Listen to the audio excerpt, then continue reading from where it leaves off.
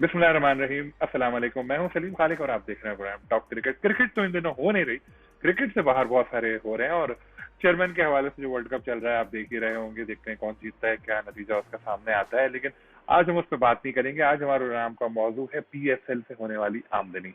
बड़ी अच्छी खबर है, 5 अरब से जायद रुपए पीसीबी ने कमाए हैं पीएसएल से और हर फ्रेंचाइज को भी 84 करोड़ रुपए से जायद रकम मिलेगी, लेकिन उसमें से एक्सपेंसेस वगैरह हटाने फिर भी एक अच्छा फायदे में जा रहा है इवेंट। तो आपको बताते हैं कि कितना फायदा हुआ है इवेंट से और किस तरह से ये रकम डिस्ट्रीब्यूट होगी। गुज़िश्ता दिनों आईसीसी के आला हुकाम पाकिस्तान आए। मसला था चैंपियंस ट्रॉफी जो पाकिस्तान में होनी है 2025 में, उसके होस्ट एग्रीमेंट पे साइन करने का। आते के साथ ही उन्होंने कहा कि इस पे साइन करें, नहीं तो हम हो सकता है वापस ले लें आपसे मेजबानी। लेकिन फिर बाद में मामला जो है सेटल डाउन हुए, वो कि कॉन्ट्रैक्ट अभी भी शायद साइन नहीं हुआ। लेकिन रवैया उन लोग का चेंज हो गया जब उनको सब चीजें दिखाई। पाकिस्तान ने एक बात उन पर वादे की कि अब हम आपकी रकम पे सिर्फ इन्हिसार नहीं करते, पीएसएल से भी हमें अच्छे खासे पैसे मिल जाते हैं। और ये चीज साबित होती है रवा साल का जो एडिशन हुआ है उसके अकाउंट से। एक गैर ऑडिट शुदा एक की फाइनेंशियल पाकिस्तान में जो फ्रेंचाइज है उन सबको जो रिपोर्ट भेजी गई है सेंट्रल पूल की इनकम की, उसके मुताबिक पाकिस्तान क्रिकेट बोर्ड को इस इवेंट से 5 अरब रुपए से ज्यादा रकम हासिल हुई है। टोटल जो आमदनी है वो है 5 अरब 62 करोड़ 93 लाख से ज्यादा। पीसीबी का हिस्सा है 58 करोड़ 25 लाख से ज्यादा। हर फ्रेंचाइज को मिलेंगे 84 करोड़ 11 लाख से ज्यादा। इसमें से 2 अरब 17 करोड़ से ज्यादा जो है वो तो सिर्फ मिले हैं पैसे टेलीविजन राइट से। एक अच्छा अमाउंट है। सारे आप देखते रहिए, डिटेल हम आपको भी दिखाते रहेंगे, स्टोरी भी हमने इस पे की है। अब ये रकम डिस्ट्रीब्यूट किस तरह होती है, देखिए पीएसएल का फाइनेंशियल मॉडल जो है उसमें 95% इनकम में से फ्रेंचाइज को मिल जाती है और बाकी 5% पीसीबी अपने पास रखता है। आप बोलेंगे पीसीबी तो फिर नुकसान में है। नहीं, पीसीबी नुकसान में नहीं है, क्योंकि जो फ्रेंचाइज फीस है वो भी अरबों में आती है। सिर्फ मुल्तान सुल्तान की फीस ही 1 अरब रुपए से जायद है, बाकी आप इनको अगर कैलकुलेट करें तो अरबों में जाती है। तो पीसीबी तो हर लिहाज से फायदा में है, उसको कोई इन्वेस्टमेंट भी नहीं करनी पड़ती और पैसा भी खूब आ जाता है। अब फ्रेंचाइज के पास कैसे पैसे आते हैं, जैसे अब 84 करोड़ रुपए का इनको फायदा हुआ है, लेकिन ये 84 करोड़ सारे उनके पास नहीं आ जाएंगे। पीएसएल में पीसीबी ने एक बड़ा अच्छा सिस्टम रखा हुआ है कि फॉरेन प्लेयर्स और मुल्क की जो प्लेयर्स हैं उनको मुआवजों की अदायगी बोर्ड खुद करता है।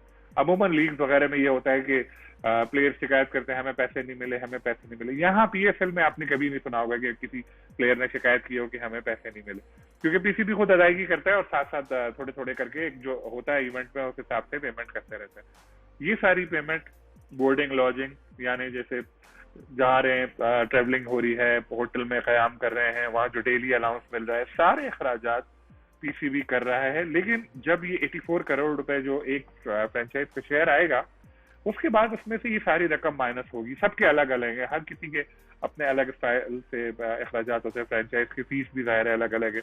वो कैलकुलेशन करके पैसे मिलेंगे। 40 से 50 या 55% माइनस हो जाएंगे। सपोज किसी को 78 मिले, किसी को कुछ मिले। जैसे 84 करोड़ रुपए टोटल आमदनी है, उसमें से किसी के आधे काट लें आप, चले तो 84 करोड़ में से उसको अगर मिले 45 करोड़ भी मिल गए, और 45 करोड़ में आप बोलेंगे उसने अपनी फ्रेंचाइज फीस भी तो दी, बिल्कुल भी। लेकिन अपनी जो आमदनी हुई है, जो फ्रेंचाइज खुद स्पॉन्सरशिप वगैरह करती है, वो सब अगर आप मिला के देखें तो फायदे में रहेंगे फ्रेंचाइज, बेशतर फ्रेंचाइज फायदे में रहेंगी।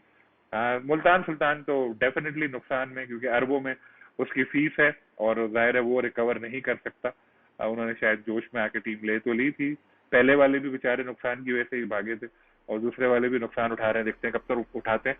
तो ये इस तरह से जो तकसीम होती है। और रवींद्र राजा के दौर में फाइनेंशियल मॉडल जब चेंज हुआ था तो ये चेंज हो गया था रेशो, 95% फ्रेंचाइज, 5% पीसीबी। लेकिन सब फायदे में है, पीसीबी सबसे ज्यादा फायदे में है, क्योंकि ऐसा कोई कारोबार शायद दुनिया में नहीं होता जहां पे आप इन्वेस्टमेंट किए बगैर बहुत बड़ी और आपको इतने सादा पैसे मिल जाए। क्योंकि जो फ्रेंचाइज फीस होती है हर साल इवेंट से पहले ही मिलती है, तो उसी रकम से पीसीबी ज़ाहिर खर्चे करता होगा पीएसएल के, और उसके बाद वो पैसे वापस आ जाते होंगे। ब्रॉडकास्ट जो प्रोडक्शन है उसमें बहुत ज्यादा रकम लगती है, उसमें भी 1 अरब से जायद अखराजात हुए हैं और उसमें से 95% बर्दाश्त करती है पीएसएल फ्रेंचाइज और 5% पीसीबी देता है।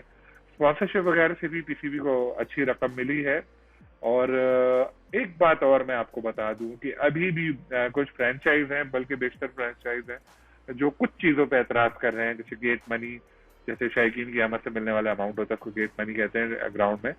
तो उसके हवाले से भी कुछ शिकायत सामने आई है कि ये रकम जरा दोबारा चेक करें। कुछ और भी है।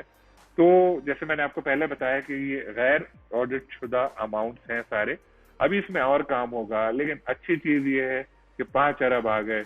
चलो, पीसीबी के पास आए तो हैं पैसे, फ्रेंचाइज का कुछ तो फायदा होगा।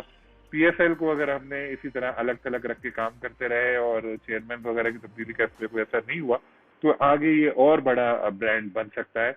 और होपफुली ऐसा ही होगा। फिर इंशाल्लाह आपसे मुलाकात होगी। अल्लाह हाफिज।